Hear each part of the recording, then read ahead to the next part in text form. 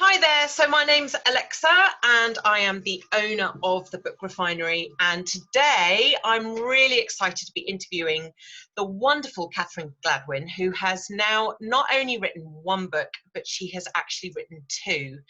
And I have to say, I am super impressed with her sales of her first book, How to Be a Virtual Assistant, which has just skyrocketed, and she has got loads of accolades. She's won awards. She's become, well, I'm going to actually let her tell you what she's become on Amazon, but she's just done so well. And I wanted to interview her today to give anyone who is either writing a book or has written a book or is thinking of writing a book, how they can then sell the thing once they've written it, because the fun doesn't stop when you've written the book, and it's quite an achievement to have got to that stage.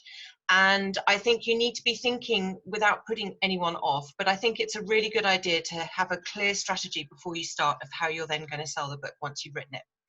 So Catherine and I first met back in 2016, and I think I was very intrigued by Catherine, as she has a very distinct personality on LinkedIn.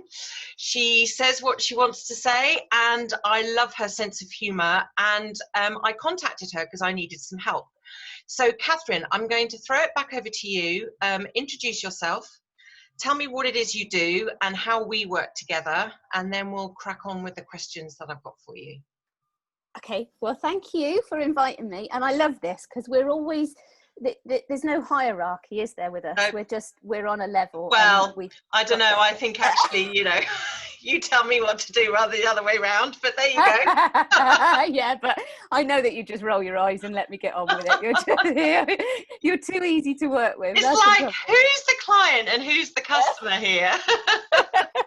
That depends what side of the bed I've woken up on. Yeah, well, yes. Anyway, so tell us what you do and what your first book. No, first of all, tell us what you do and how we work together. First of all, because that's quite integral into how you then started to write your first book. Sure. So my business journey started. I'm a virtual assistant, and I'm still a virtual assistant today. It's evolved somewhat, but I'm still a virtual assistant. And by being a virtual assistant, it enabled me to live a stress-free, happy working life. My thoughts are that work doesn't have to be stressful and depressing. And I worked damn hard to get my business off the ground and to make it a profitable and sustainable business. And I enjoyed every minute of that. And I continue to enjoy every minute of marketing myself. And I thought, you know what, it is achievable.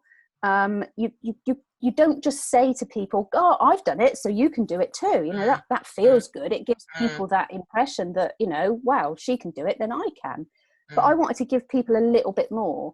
So I wrote the book, How to Be a Virtual Assistant, Start and Run Your Own Successful VA Business. And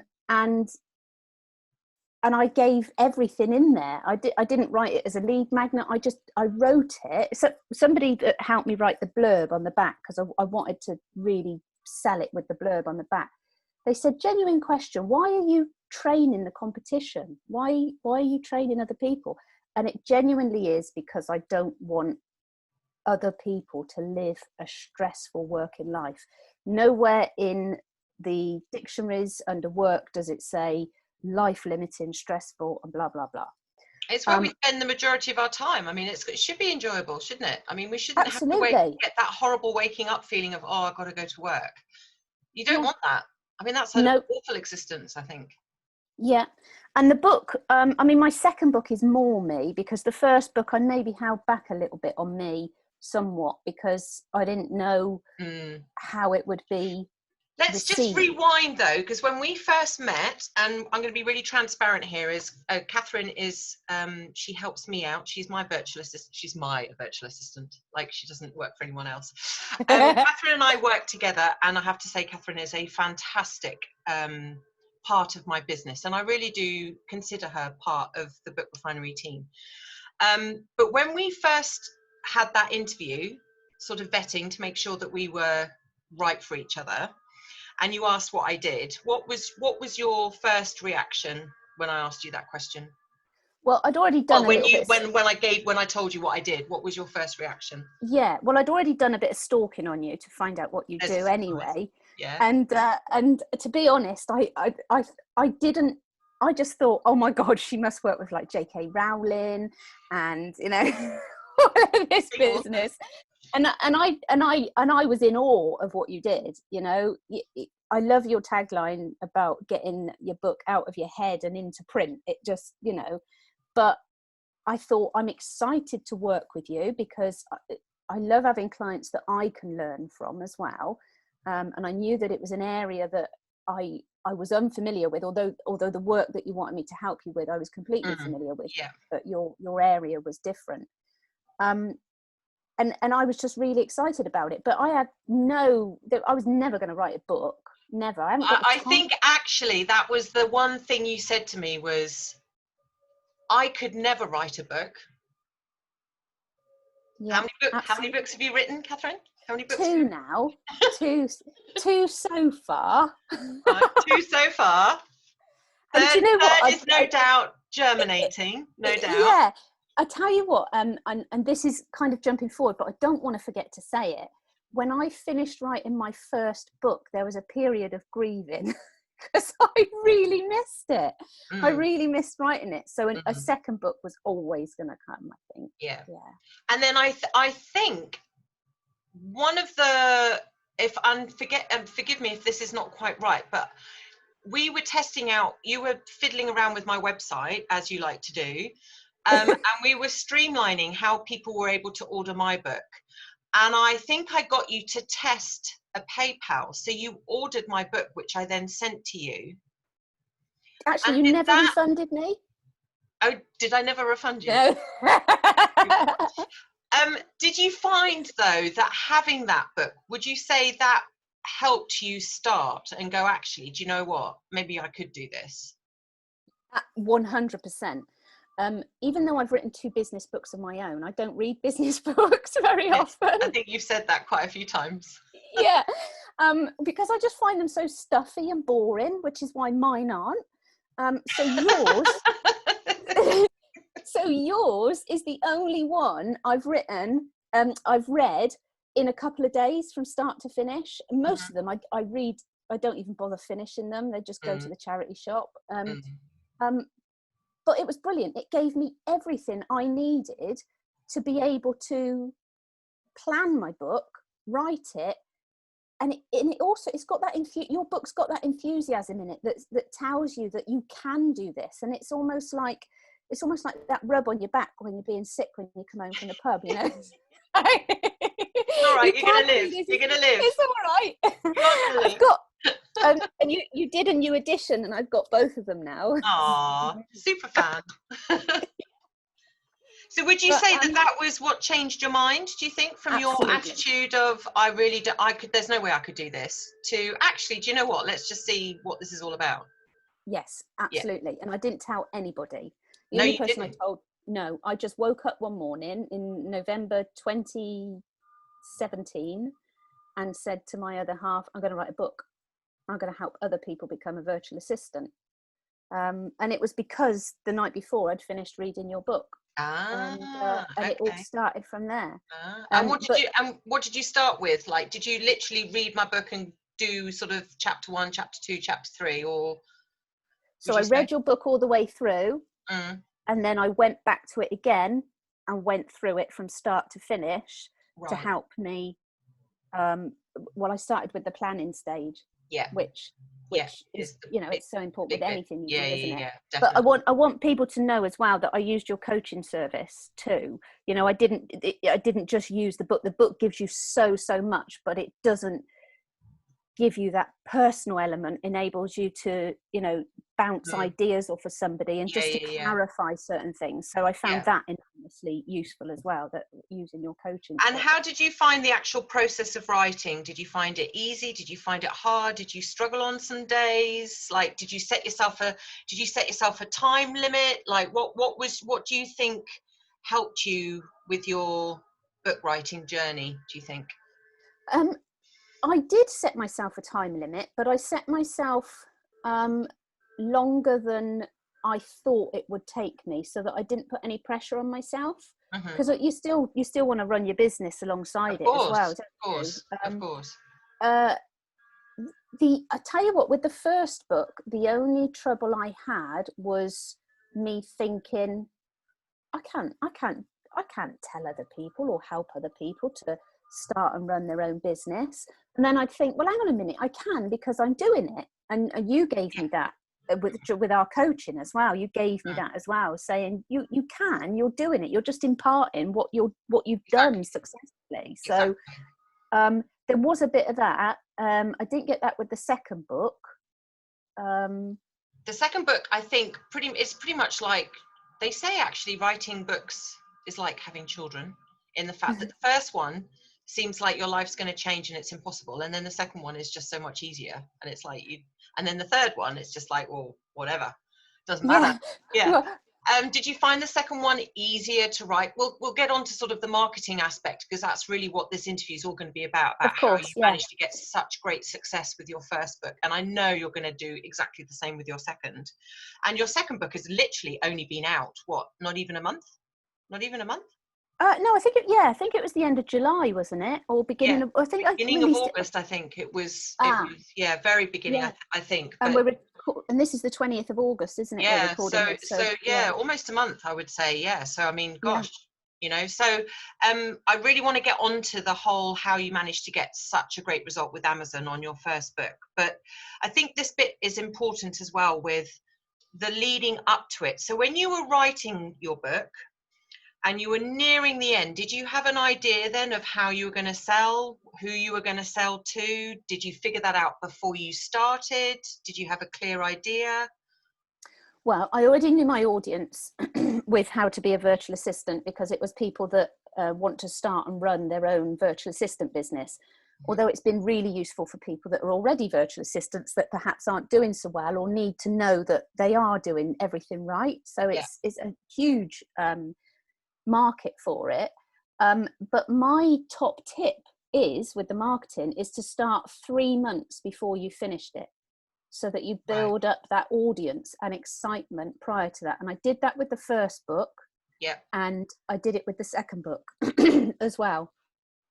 So that is really important, is to build up excitement 3 months before. I would say you're probably more visual, definitely, on your second, because you had that confidence, I think, and you kind of knew what you were doing as well. I also had a bigger audience by the time I did it. So when I wrote my first book, I didn't have any audience for it at all, because my audience prior to that had just been business owners that need a VA. So for that 3 months, I was building up the audience of people that may be interested in the book. So I started from zero, completely zero. And how did you build up that then? So say we've got someone who's listening to this, and they've perhaps already outlined their book, or they've already thought about that, yes, they want to write a book. What would you say is a good thing for them to then start thinking of and working in conjunction with then writing the book? What would you say is the big thing for them to do? To think about who it's going to benefit, and what and why and how it's going to benefit them. You don't need to know what they have for tea on a Sunday night. Your audience have probably heard of Ideal Client Avatar, and I throw that right out the window in my second book, because that's a load of bollocks. And even though there's a chapter on that in my book, but whatever. Because you don't need to know what somebody had for breakfast or how regular their digestive system is. It can be very changeable as well, can't it? I mean, it can absolutely. You don't want to niche yourself too short. So but you need to know who's going to benefit from your book. So I think to write that down and to keep reminding yourself. So almost like, I tell you what I like those spider diagrams. So you could have something like, in the middle, this is who's going to buy it, and these are the pain points that my book solves. Nice. And that can work for somebody that's not selling a business book as well. You could have like children's book, and these are the lessons they're going to learn from it. Definitely. Definitely. No, that's a really good tip. Really good tip, that one. To focus your marketing on that person, those people, and the pain, and talk about the pain points that it's going to solve. Yeah. And do you find though that having that messaging then makes your marketing that much easier, because you kind of already then got some of your adverts sort of written for you then? Absolutely, yeah. You've got them there, because what you want to do is you want to write your content so that somebody reads it and goes, yeah, that's for me, I need that. Yeah. And then you can then start getting the pre-orders in then, which I'm sure you're going to ask me about in a minute. Yes, yes, yeah, that's we're going to another start. tactic of yours. You did Yeah. you did a really clever tactic on your second book for getting people to pre-order it, which we'll talk about in a little bit. But just tell us then, what ranking did you get on Amazon for your first book? Number one bestseller, and it was above so I've had number one bestseller every year since it's been out, and it's been above Simon Sinek, Wow. Seth Godin, and some bloke called Elon Musk as well. Wow, that's pretty impressive. And it was listed as one of 10 best business books written by women in the Independent. And I'm happy to share with your listeners, viewers, how that came about as well. So that's another marketing tip. Yeah, that is. I'd be really interested. Why don't you tell us? Why don't you tell us now while we're here? No, I'll tell you what. I'll share it at the end so that they keep listening. Oh right, okay. Yeah, we're both going to have to write that down to remember, aren't we? They'll keep listening to the end and it won't come. Okay, so are you going to then share with us how you managed to get number one on Amazon then? How do you do that? Can you tell me? Can you tell us? So as Alexa knows, I'm an advocate of not giving stuff away for free or underpricing anything or doing special offers as a service-based business owner. You know, we're not DFS. We don't need to keep doing sales or anything like that. So I didn't put my book out there at a reduced price. When I first started selling it, it was £10 for the paperback. And I think initially it was, I can't remember what it was for Kindle, but it $4.99, wasn't it, for Kindle? I think it was. I was going to say that as well. I think it was $4.99 for Kindle. Which is quite high for a excuse my phrasing, unknown. $4.99 is quite high. Most people put their Kindles, certainly their first ones, for sort of $1.99, $2.99. So you really stuck to your gun and said no, $4.99. I did. It's more than $4.99 now, but that's not. I didn't do an offer. It's just I've upped the price because it's become more known and things like that. Yeah. So I did it at the price I wanted to set it at. I did it at $4.99, and I released it in March. And then I think it was either the April or May bank holiday. I decided to do an offer around then for the Kindle to be 99p. Yeah. So that was £4 off. So what I did is you have to set that up a few days in advance to do an offer on Kindle books, and your book has to have been on there for 30 days. So I have to do that. So you can't do it straight away, right? No, you'd have to go in and start selling your book at a really low price. So you can't do an offer. Right. Because they know that people use that tactic to try and get bestseller. Right. Yeah. So the book had been $4.99 for at least 30 days. And then for the bank holiday, I reduced it to 99p for an offer. Right. And I didn't just reduce it. What I did is, for a week prior to reducing it, I told everybody. So email marketing, social media posts at least once a day, and said, don't buy my Kindle, wait until this date because it's going to be 99p. And then all over the bank holiday, which I think was the Friday to the Monday, there were posts going out at least 3 or 4 times a day saying, offer ends Monday at midnight, get your book. So it was constant. And that is what helped it get to the top spot. I think on the first day, in the first hour, I sold about 18 copies. It just went absolutely. Wow. Yeah. But you don't always have to do an offer to get to bestseller. There was another occasion when it got to bestseller as well. And that was because it was featured in an article that I did for The Guardian. Or it wasn't featured, it was mentioned in an article I did for The Guardian. But again, I will tell your viewers, listeners, about that at the About end. that at the end. About the marketing for that at the end. Yeah. Okay. All right. So basically, to kind of wrap that up, then one of the strategies that you use then in order to get your book as a #1 bestseller was to price it full price, as you do for the first month. Then you did an offer, but you relentlessly told everyone about that offer. Relentless. Absolutely. Not just one little post. It was a lot. A week Yes. before, and then the weekend of. Bush all the time. Like, yes. And then, because it got to bestseller, for weeks after that, I told people it was a bestseller. right. Took screenshots and things like that, and then people continued to buy it at the full price then. So would you say having a bestseller accolade then helps with sales? Yeah, it's something you can put on your website. It's something that you can put on your LinkedIn bio and your headline, and things like that. Yeah, I mean, mine's won awards now, so that again is, I put multi-award winning. Yeah. But I don't actually say what the award is. It's a relevant award, but I can't fit that in. Can't fit it in. The whole tagline, it would be like 5 lines long otherwise. Yeah, and I mean, I say that with jest, and and I laugh about it, and I say it with confidence even, but I do understand that it feels icky. It can feel icky when you promote yourself, and you'd rather just say, oh, I wrote a book. But you've put a lot of time into writing that book, and you've spent money writing it. Yeah. So you bloody well shout about what it is it's achieved and what it's done and what it can do for people as well. And for those naysayers that kind of go, oh God, everyone can be an Amazon bestseller nowadays, what do you say to those people? Because there are quite a few of them over on LinkedIn. They're all pointing the fingers, going, yeah, whatever. What would you say? Absolutely. And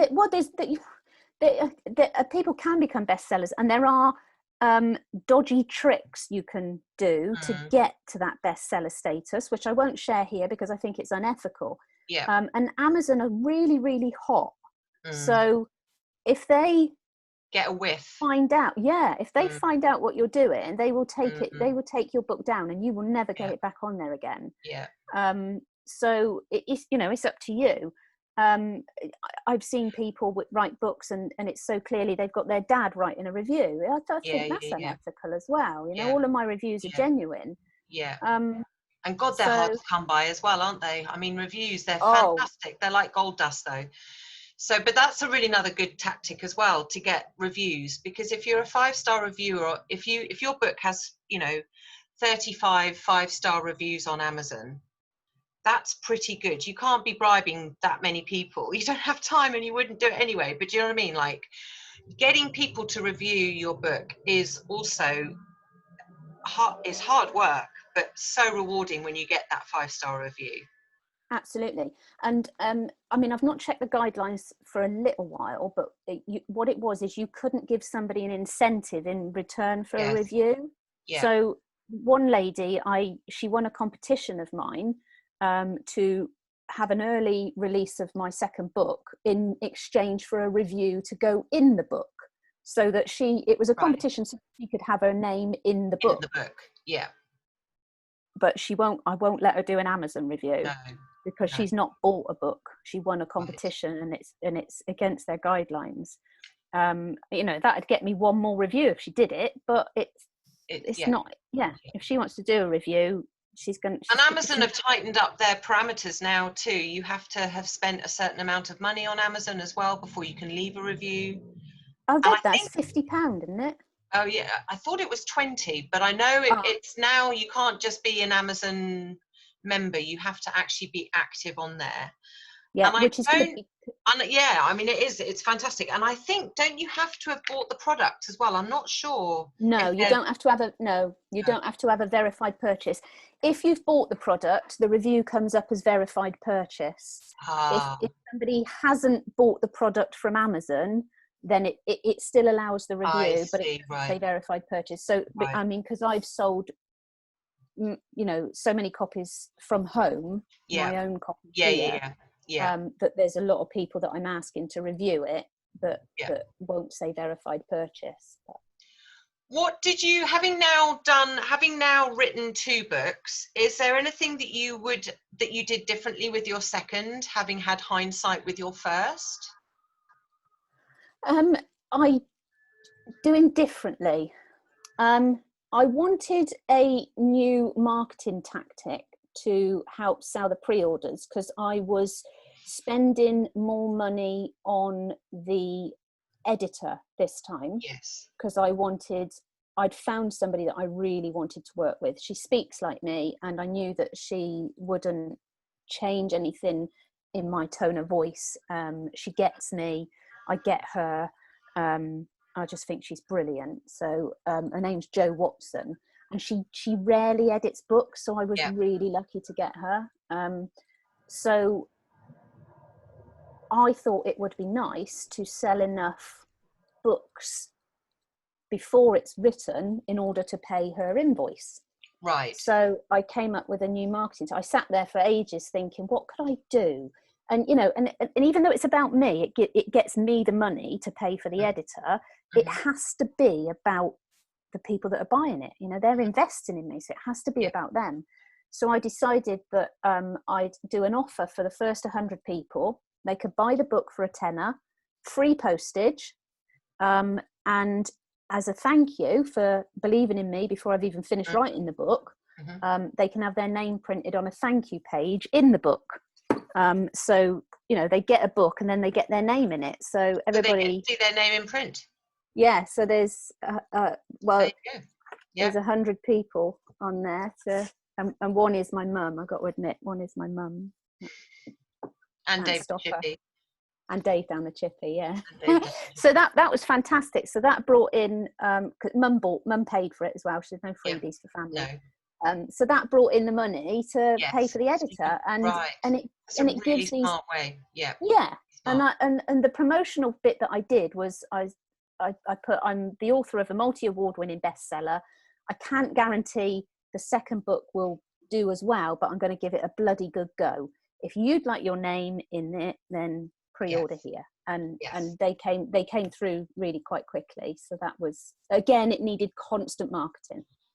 Yeah, and that is, I have to say, that is one thing that I have noticed very much with you, way more than me, I should say. She hangs her head in shame. You do relentlessly promote your book, which is as you should. And I think you even put up a quote today, something about the only time you shouldn't be selling your book is when you no longer want to sell it, or something you said. If you the only time you stop selling is when you no longer want to sell something. Yeah. And so, I mean, I would say I probably see a post a day, at least, of yours. That's okay. Sorry. That's okay. I wonder how many followers I'm losing when they're like, oh, for God's sake, but it's getting the results, and that's the main thing. Yeah. That's the main thing.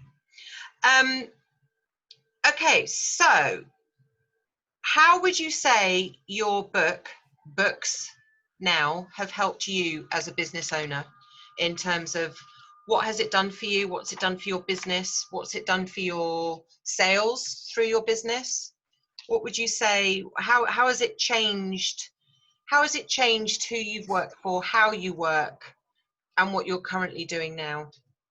Okay, it's I suppose it's enabled people to see me as the expert in what I do. So with regards to the VA side of my business, if I can help other people become a VA with a multi-award-winning best-selling book, then I'm obviously good at being a VA. Yeah. I mean, I do make mistakes, obviously. I'm not perfect at anything. Yeah. I'm human, but it enables people to see that maybe I am, it's positioned me a little bit above maybe somebody that, well, you train VAs, so I mean, you should be. That hasn't written a book, you know. Yes. I'm not please, I hope nobody thinks that that's me saying, look at me, I'm the best. You know, there are some amazing VAs out there, and I can give you a list of 100 of them that are amazing. I've got VAs that work for me. They're fantastic, absolutely brilliant. And the second book is not for VAs, it's for service-based business owners. And I now mentor service-based business owners. I've been mentoring VAs for well over a year. I don't know what month it is because we've been through the pandemic, so I don't even know what year it is. 2020. So 2020. 2020, yeah. So I don't know, about 18 months I've been mentoring VAs, and now I've expanded into mentoring service-based business owners, and I've created this membership, this monthly membership, and that's what the second book leads to. So I'm hoping that it helps people know that investing in me as their mentor is safe, because the book the book shows me, and it shows what I'm capable of imparting. So And what's the name of your second book? Oh, I'm glad you asked. This is like the one show, isn't it? Or where you come on and like the 20% rule. Wow. WH Smith haven't picked it up yet, so I'm well, boycotting them. Give them a chance. They will. They can't have it. They can't have it. Even if they want it, they can't have it now. So how do you sell both your books? Like, how do you sell them? Where's the main place that you sell your books? Tell us a little bit about that, because it's just tell the viewers slightly about the whole. I don't want to get into a whole rant about gardeners and all of that malarkey, because that's a different conversation. But getting your book into bookshops, that's pretty hard, right? I haven't got any in bookshops unless I take them there. Mm-hmm. It's like not long after I wrote my book, wrote my first book, I do say some silly things sometimes. We were in a book, this out of back of nowhere bookshop in this village, me and my other half, and I said to him, I wonder if they got a copy of my book. And at that point I wasn't even selling it on Amazon, I was fulfilling all orders. And he said, only if you've sent it to them. It's like, oh yeah. But no, I even went through a little period of tweeting WH Smith aggressively, and saying, look, I've been a bestseller above Simon Sinek, why won't you list my book? And they just ignored me. So I thought, right, fine, maybe one day they'll come to me and I'll ignore them. So just as a quick clarification to the listeners out there, first of all, most people don't realize this, but actually, if you are a service-based, or if you're writing a book to elevate your expertise and to show people what you do and showcase how well you can do it, the first thing I always tell my authors, and I don't know if I told you this, is you're not going to make money on the front end of your sales. You're not. Getting bestseller is all very well and good, but it doesn't necessarily mean you're going to be making a huge amount of money, and that Catherine can now retire and get her yacht and go off to the Canary Islands with the sales revenue that she gets from Amazon. And I don't want to get on my high horse about Amazon, because a lot of people know how I feel about Amazon. Amazon have allowed a lot of people to become authors and sell their book, which is great. However, they take a huge whack of commission for allowing your book to be on Amazon. So you're not going to be really making that much money front end. I just want to get that out there. You're not. Unless you are the J.K. Rowlings of the world and you're selling in the thousands. And bookshops, most big bookshops, there are the exceptions to the rule. Some local WH Smith, some local Waterstones, depending on the manager, will take your book from you if you go and you doll yourself up and you speak nicely and they like you. But most bookshops, commercial bookshops, won't be stocking your book unless you are selling in the region of 60 to 80 books a week, which is a hell of a lot of books to be selling. So the best way then to sell your book, and I'm sure Catherine will back me up on this, is really what you're wanting to elevate what you do and how you do it. And a book is a great way of doing that. So you sell directly, you sell from your own website, and obviously you can list on Amazon, because if you can't beat them, you join them, but just remember they take a whack of commission. But what that does is it gets your name out there and they see how wonderful you are, and then you make money on the back end sales. So you're making money then on what you do. So for me, for example, obviously I help people write books. Where my book comes in handy, where my book makes money for me, is people then come to me and then I help them produce their book. I'm selling a decent amount of my books, nowhere near as much as Catherine, but then I'm not as prevalent on social media and ad campaigns like Catherine is. But that's where you're going to make your money, is on the back end. And I think the two-step strategy that I've certainly come up with and Catherine's come up with is sell direct from your website and sell on Amazon, which I'm sure, Catherine, you would agree with that. It's a very easy strategy. And actually, I've now even fallen to the dark side because I never had this before. And Catherine asked me right at the beginning how to sell your book on Amazon. And I told her to go through the whole reseller account route, which was the route that my person that I learned my trade from, that's what he did. But I've now realized actually that's such a faff to do the reseller route, because the reseller route is where Amazon then get in touch with you, you then supply to Amazon, Amazon then sends it to the person who's bought it, which is a faff. And it takes what, 5 days for that to happen, and orders get lost in the post. So actually I've gone over to the dark side, and I now have uploaded my book, and I get my clients to upload their book onto KDP, which then allows Amazon to fulfill their end. So they print the book for you, which actually, if you've got no capital at the beginning to be able to pay for printing up front, is a great way of launching your book. But just be warned, Amazon takes 60% of the cover price. And they also like to discount your book without you knowing as well. So those are just two little things. So would you say that it has worked, that strategy has worked for you as well, Catherine? I mean, we're going to wrap this up in another sort of 5 or 10 minutes. So would you say that the two-stroke sell direct and sell on Amazon is the best way for you? Absolutely. Sell from your website and sell on Amazon.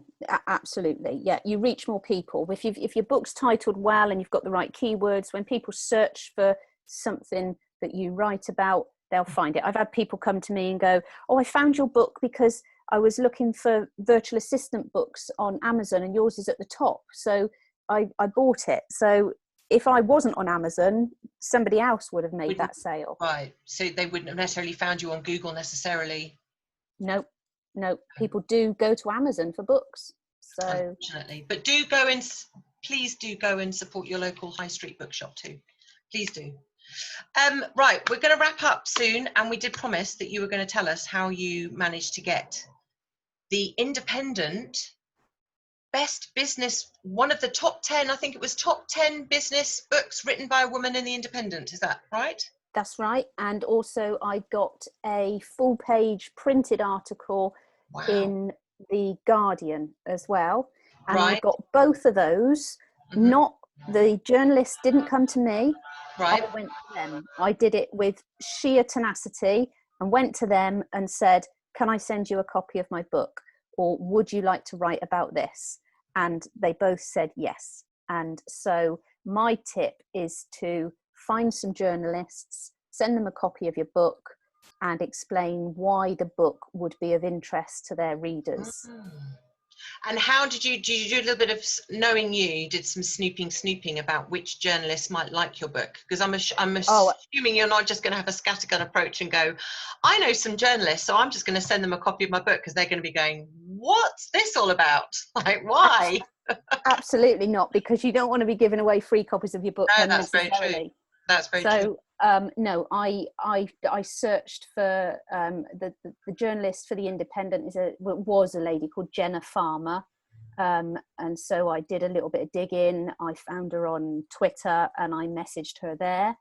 And the other journalist, I tracked her down on LinkedIn and sent her a message on LinkedIn. Interesting. Now, were the Independent happening to be doing a 10 best list? I mean, were you just really lucky with your timing, or?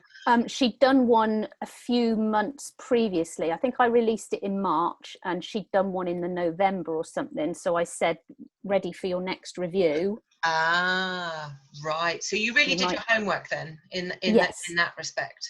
Yeah, right. Absolutely. Okay. Yeah. Okay.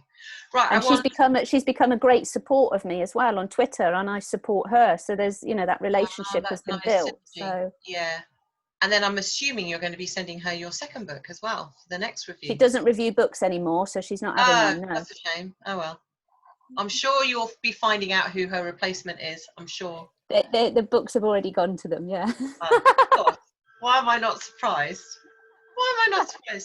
Right. I'd like your top 2 tips with someone who is thinking about writing a book, but isn't quite sure if they can. and where to start? What are your top 2 or top 3 tips for those people? It is actually going to have to be your book. To start with your book. And the second tip is to just remember that not everybody knows what you know. Yeah, that's a really good one. People, there are going to be thousands, if not millions of people out there that will benefit from knowing what you can share with them and tell them. And even if they do know it, they might need reminding, or might just need that reassurance that what they're doing is right. So don't ever say to yourself, no one will be interested in what I've got to say, because they will be. There is always a lot of people that will be. There's someone on LinkedIn that I am hoping he will listen to that. He's convinced that what he has to say couldn't be put in a book. And actually, it's really interesting because then about 2 posts later, after we taunted the fact that he said there's no way anyone would want him to write a book, he wrote this post all about that could totally have been his introduction to his book. It was really interesting. But anyway, and last question, what's your favorite chocolate? Anything really. I don't like Lion bars. Lion bars are pointless. Oh my god, I love Lion bars. What I like are the dairy milks that are that big, and I can do it in one sitting. Yeah, multi-award winning bestseller big chocolate bar eater. Although, just going off topic slightly and slightly incongruous to chocolate, you were featured for what recently? You didn't want to be featured in? I'm a bit of a media whore, so you might have to remind me. Oh, it involved you being in a bikini? Oh, yeah. No, they're knickers. There's not even a bikini. Oh, what knickers then? Yeah, so because I'd put on a bit of weight because I'd had another brain tumour grow, and it had made me very lethargic and tired and what have you. So I had a go at losing some weight after my friend Joanna Francis had done this 6-pack revolution thing that sounds like a massive scam. But it's not. It's absolutely amazing. So and your results were incredible. I'm still doing it now. I've not had any chocolate since May. Wow. Which is, I know, it's huge for me. That's like not breathing. That's amazing. Yeah. And you've done so well as well. I mean, the posting of the photograph that you did, I think, was it Lad Bible or something that you appeared in? Oh no, that was to do with shielding, to do with I thought you coronavirus. I thought you there was something where you appeared before that and was after.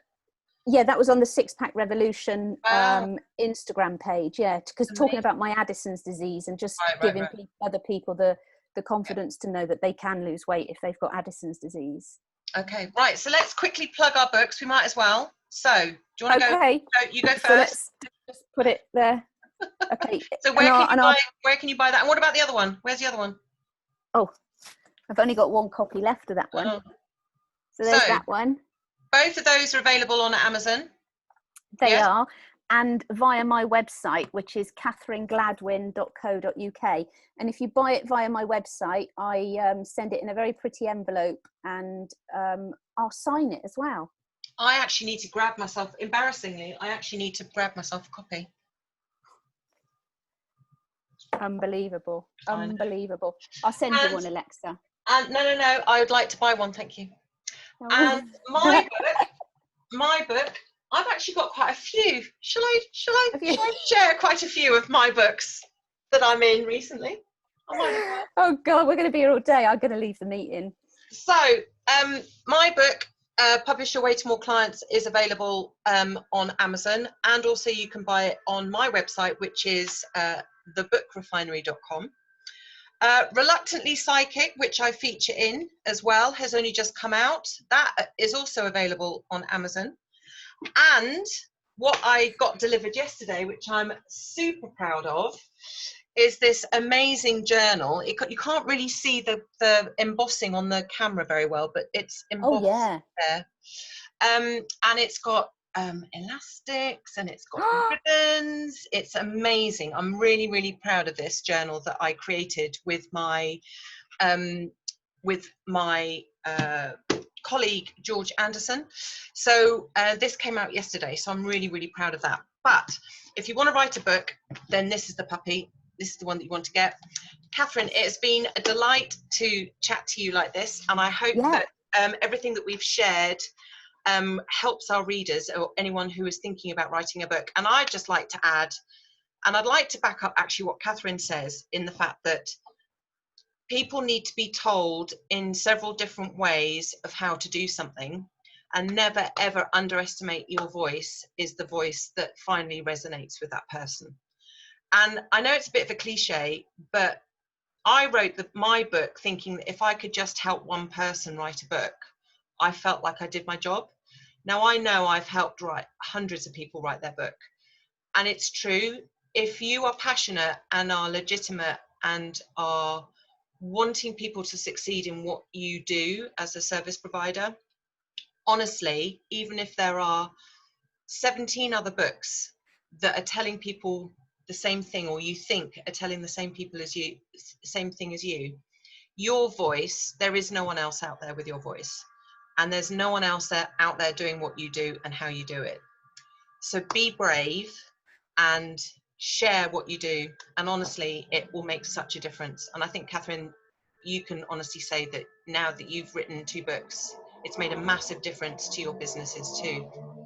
Absolutely, yeah. And what you've just said there is so true. I just wanted, with my first book, just a few people to be able to get a better working life, and it's exceeded my expectations. So yeah.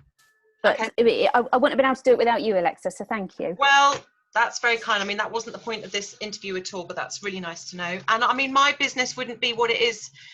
I'm sharing the love without you. So there you go. So it's a circular life kind of a thing. So anyway, I hope you found that useful.